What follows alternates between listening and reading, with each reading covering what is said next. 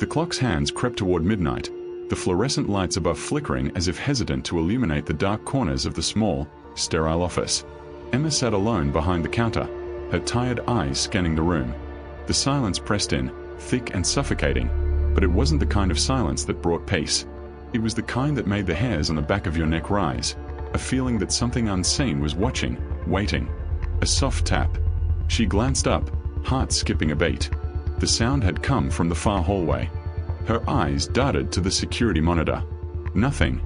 Her fingers trembled as they hovered over the keyboard, unsure whether to dismiss the idea of checking or to be brave enough to look. Another tap, louder this time, followed by a faint scraping noise. It was unnatural, like nails against glass, an agonizing squeal. The lights above her flickered again, more violently this time. Emma's stomach churned, her mouth dry. She rose slowly, the uneasy sensation growing inside her chest, urging her to ignore it, to stay at her desk, to pretend nothing was wrong. But she couldn't. The air felt colder as she moved toward the hall, each step echoing far too loudly in the emptiness. Tap, tap. The sound grew closer. At the edge of the hallway, a shadow lingered just out of reach of the lights. She froze, heart pounding. Then, as if on cue, the air shifted, an overwhelming, suffocating presence. The lights above her flickered one last time, then went out entirely. Click. The steady hum of the fluorescent lights above was broken only by the soft tapping of Emma's keyboard as she typed, each stroke marking the minutes she'd spent alone in the sterile quiet of the night shift. The clock blinked past 11:30 p.m., and in the stillness of the hospital's administrative wing, the silence felt thicker than it had any other night. It was the kind of silence that gnawed at you, hanging in the air like a warning. The room was empty, save for her, the glow of the computer screen casting an eerie light across the otherwise dark space. The long hallways beyond the door felt like a labyrinth of shadows, each corner hiding something unseen. Emma's fingers stilled on the keyboard, her eyes darting across the monitors. Nothing. The same empty hallways, the same dull glow of the security cameras. The small, private hospital had been unusually quiet tonight. She should have been grateful. After all, the night shifts were usually filled with phone calls from the ER, last-minute paperwork, and endless requests for equipment. But tonight there was nothing. That should have been a relief. But instead, the absence of noise had become more unsettling than the usual chaos. She pulled her sweater tighter around her shoulders and glanced at the clock again. The tapping had started again, light at first, like someone drumming their fingers against a surface. She froze, trying to shake off the unease prickling at the back of her neck. It wasn't possible. She was the only one here, and there was no reason for anyone to be near the administrative office. The hallways were empty, the lights dimmed, the entire building at rest. The tapping continued, slow but deliberate. Emma's breath caught in her throat. Her fingers twitched, longing to check the security feed again, but she didn't dare. Her eyes flickered to the hallway just outside the office, the soft edge of light spilling across the threshold. She couldn't see anything, but her gut twisted, a gnawing feeling creeping through her chest. The tapping stopped. Then came the scrape. The sound was faint at first, almost imperceptible. A soft, dragging noise like something heavy being pulled across the floor. Emma's stomach lurched. She couldn't look. But she knew she had to. She had to confirm there was nothing. Steeling herself, she pushed away from the desk and stood. Her shoes clicked softly against the linoleum as she crossed the floor, the noise unnervingly loud in the stillness. The hallway stretched before her, long and empty, the overhead lights buzzing faintly. There was no sound except for the soft echo of her own footsteps. She reached the door, her hand hesitating on the handle. The scrape had stopped. She twisted the knob and pushed it open. The hallway lay in front of her unchanged. Nothing. No footsteps. No whisper of movement. But the air felt different. Heavier. Her breath shallow, Emma stepped forward, glancing nervously to each side. The hallway was too quiet. Too empty. Every corner seemed to hold a secret. Every shadow seemed to wait. And then she heard it. A thud. Soft, like something dropping from a height, followed by a faint whisper. A voice. She turned her head instinctively toward the sound. It came from the stairwell at the end of the hallway. She strained to listen, but the voice faded too quickly for her to understand. Maybe it's just the janitor, she thought, trying to convince herself. But the thought didn't sit right. Mr. Denton was supposed to have finished cleaning hours ago. And yet, he had been strangely absent tonight. She walked toward the stairwell, each step dragging more uncertainty with it. The chill in the air grew thicker, pressing against her chest, making it harder to breathe. She reached the stairs, glancing up toward the second floor. The overhead light flickered twice, casting strange shadows against the walls. It was still, too still. A door creaked open behind her, and Emma whirled around in a rush, her heart hammering. But no one was there. The hallway remained empty. That's when she noticed it. A faint smell lingering in the air. Old, damp, musty, like something that hadn't been disturbed in years. It wasn't the usual scent of antiseptic that clung to the hospital. It was something else. Something wrong. She backed away slowly, not daring to turn her back on the stairs, her eyes darting across the hall.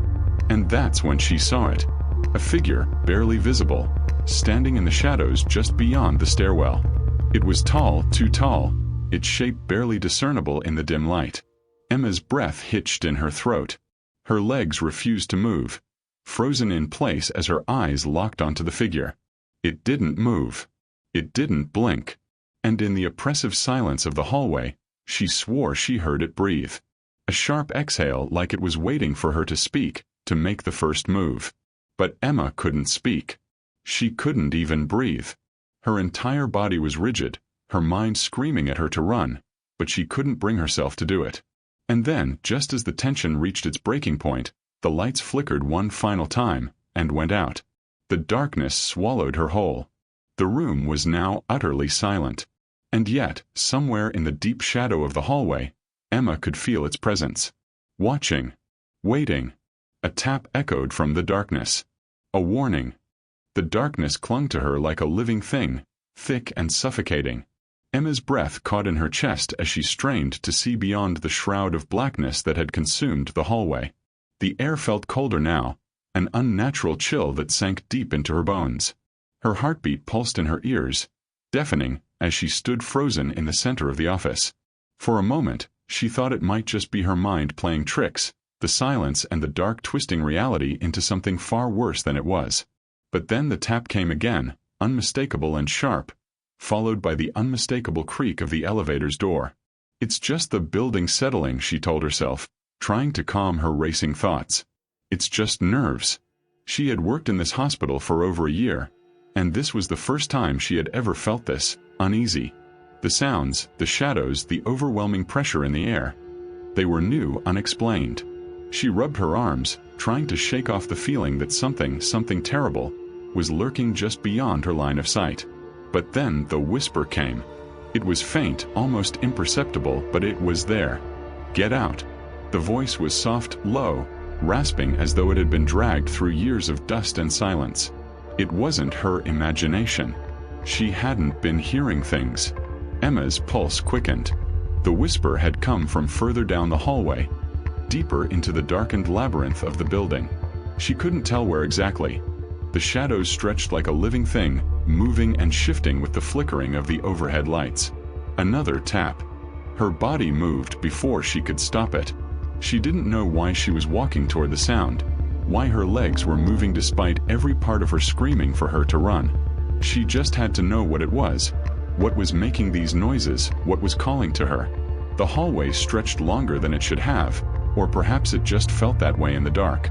The air was thick with something more than dust, as if the very walls were holding their breath. Emma turned the corner into the back hallway, a place she had never needed to go. The faint whisper of air, a breath too deep, too slow, brushed past her ears. A familiar sound in an unfamiliar place. Her stomach churned.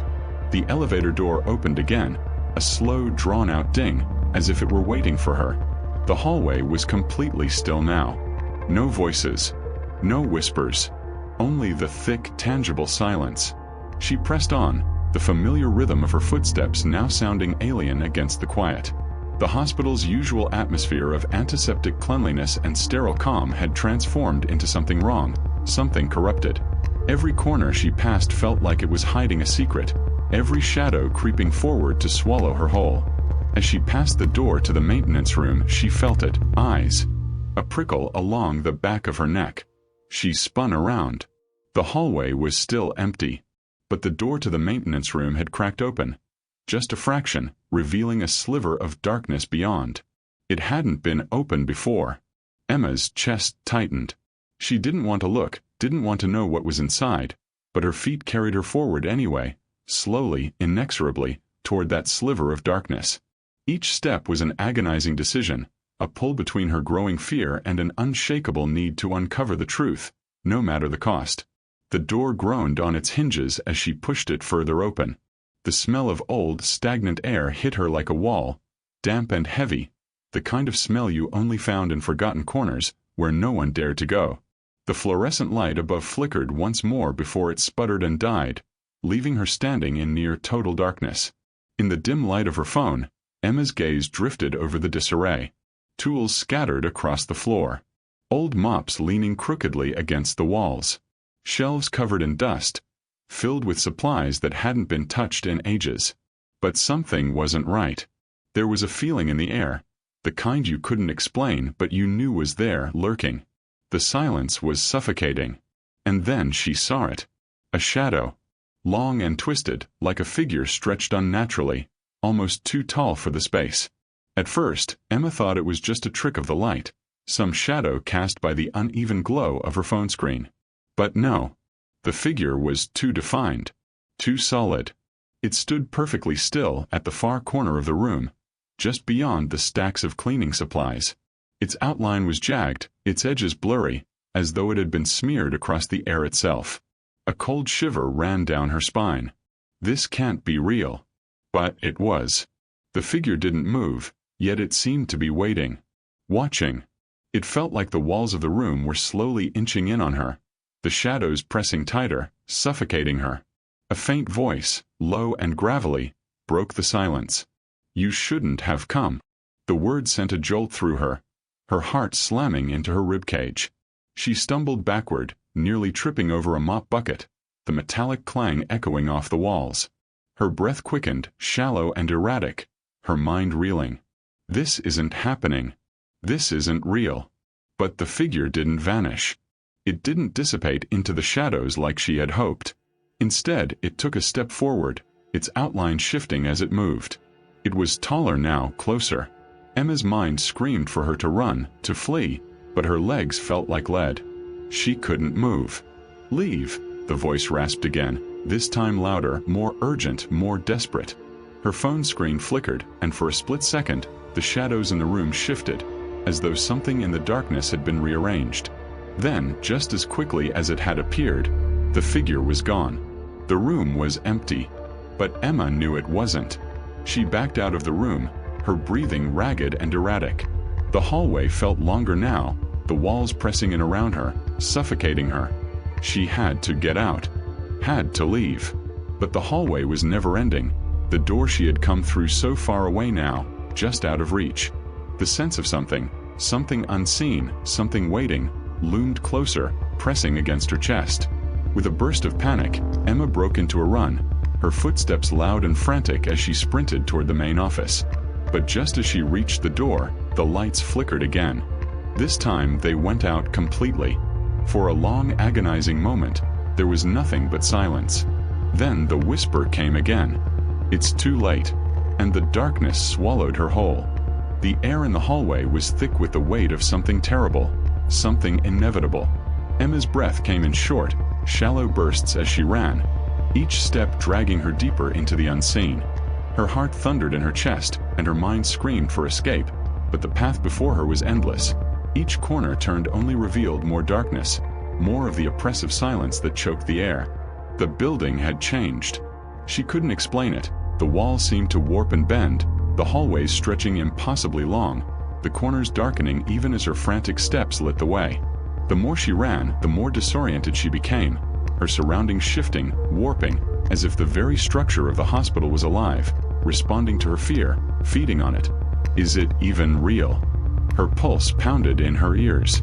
The lights flickered overhead, buzzing erratically. In the fleeting moments of dim illumination, she saw something that made her freeze: shadows.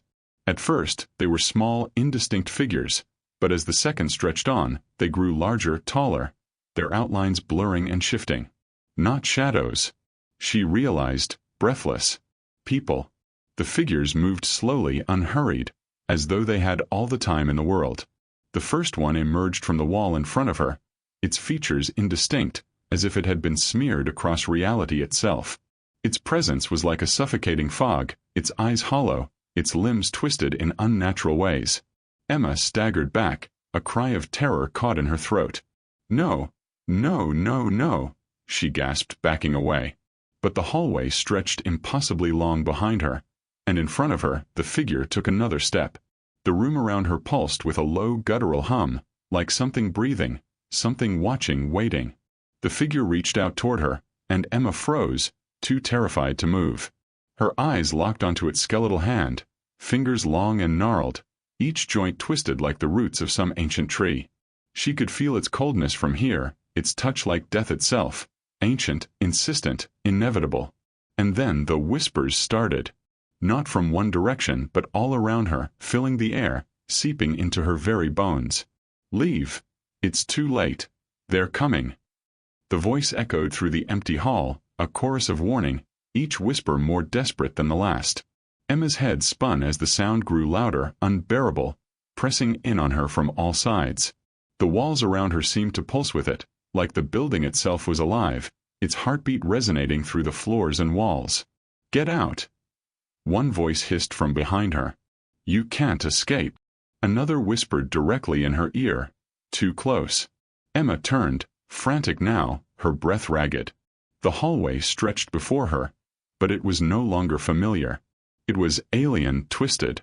The walls seemed to close in on her as the lights flickered once more, dimming and buzzing, and for a moment, everything was cast in a sickly yellow glow. And then she saw it. The figure from the maintenance room stood at the end of the hallway. But now it wasn't alone. Behind it, in the shadows, there were more. Dozens, hundreds of them. Tall and shapeless, their eyes dark voids that seemed to swallow the light. They were standing still, watching her. You've awakened them. The whisper was sharp now, like a blade against her skin. The figure in front of her took a step, and then another, its form shimmering, flickering like an image out of focus. Emma stumbled backward, her mind crashing against the truth she had been trying to deny. This was real. The thing in the hallway, the voices, the shadows, they were all real. And they were closing in on her. She could hear them now, the soft shuffle of their footsteps in the dark, the dragging of their feet against the floor. The sound of something ancient, something forgotten, rising from the depths of the hospital. The whispers became screams, desperate, guttural, filled with agony. The hospital. The building. It had always been there, hadn't it? She thought back to her first night shift, to the way the walls had always seemed too silent, too still, like the hospital itself was holding its breath. And now the truth was breaking through. It was built on a curse. The voice came again, this time from a figure that emerged from the shadows near the stairwell. It was a man, older, his face drawn and haggard. He looked familiar to Emma, though she couldn't place him. His eyes were hollow, his skin deathly pale, his lips pulled back in a grin that made her stomach churn. This place was never just a hospital. It was a prison.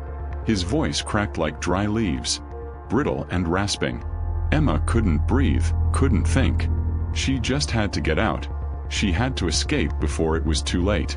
But the walls were closing in, the shadows were shifting, and the figures were moving closer, their footsteps growing louder with each passing second. You don't have much time. The figure's grin stretched wider, more twisted, as his hands reached out toward her. They're already here. They know you're awake. And then, just as Emma's mind reached its breaking point, she saw him. Denton. The night janitor stood in the center of the hallway, his eyes wide and glazed, his mouth hanging open as though frozen mid-scream. But he didn't move. He couldn't move. His body was frozen, like a mannequin, the darkness from the walls wrapping around him like chains. He's the key, the figure whispered. He always was. Denton's eyes met hers, empty, hollow, as his voice emerged, distorted as if pulled from the depths of the grave. "I tried to warn you, but it's too late now." Emma screamed, her voice lost in the flood of whispers and screams, her hands reaching for him, but her feet were heavy, weighted with something that clung to her, holding her in place. The shadows were everywhere now, crawling across the walls, the floor, their forms shifting and writhing like 1,000 rats in the dark. No escape. No escape. The walls around her trembled, and the lights began to flicker violently, the buzzing of the bulbs screeching in her ears. The sound was deafening now, a symphony of madness as the darkness finally closed in. And then it was over. The lights flickered back on.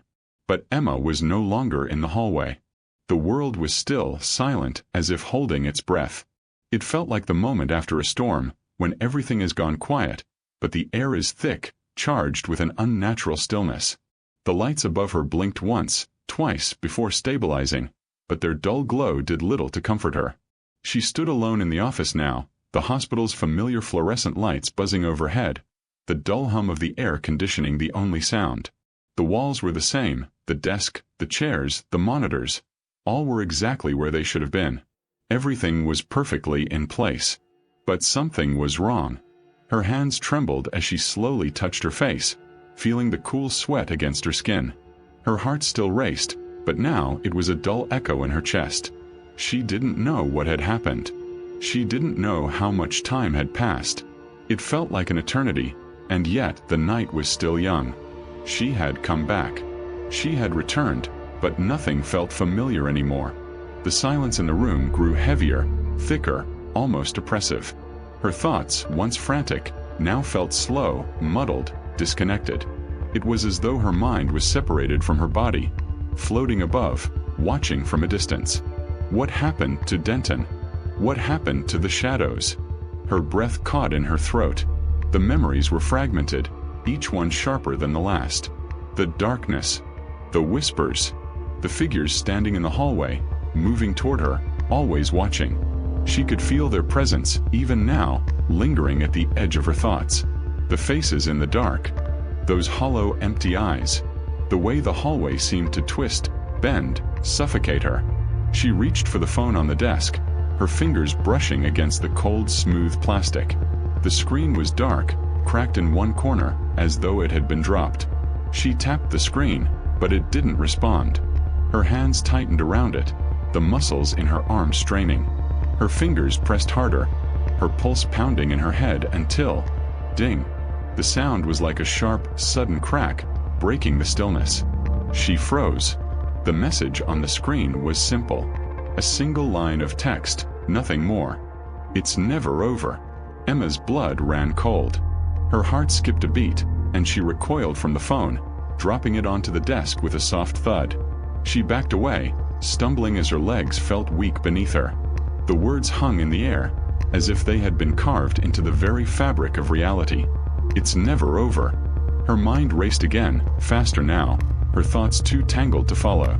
The whisper had returned, faint, like an echo in her mind.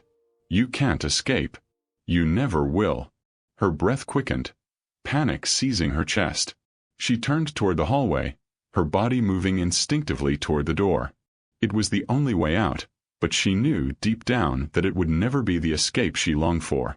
The hallway beyond the door was still. No footsteps. No sounds. Just a long stretch of empty space, the dim lights flickering overhead. But something lingered there, just out of sight. The weight of 1,000 eyes. She could feel it, the pull of the darkness. The same coldness she had felt earlier, when she had stood at the edge of the unknown. The very same feeling that had almost paralyzed her. "It's waiting for you." Her pulse throbbed in her temples, each beat like a drum, heavy and constant. She couldn't breathe. She couldn't think. She reached for the door handle, her hand shaking as she grabbed it. And then the phone rang. The sound of the ringtone shattered the silence. It was too loud, too sudden. The shrill noise pierced through the thick, suffocating air like a knife, driving into her skull. She recoiled, clutching her head as the ringing grew louder. "Pick it up."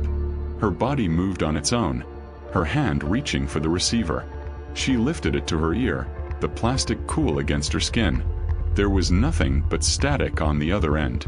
For a moment, she thought it was just interference, a bad connection. But then, a voice, low and jagged, came through the static. Emma. Her name. It sounded like it was being dragged from the depths of a grave, the syllables jagged and broken, each one sharp as glass. Her heart lurched in her chest, her breath catching as the voice continued. "We told you not to come back."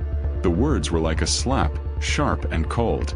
The voice, unfamiliar yet hauntingly close, crawled under her skin. Her vision blurred for a moment, her hand gripping the phone tighter. Who was it? Who was calling?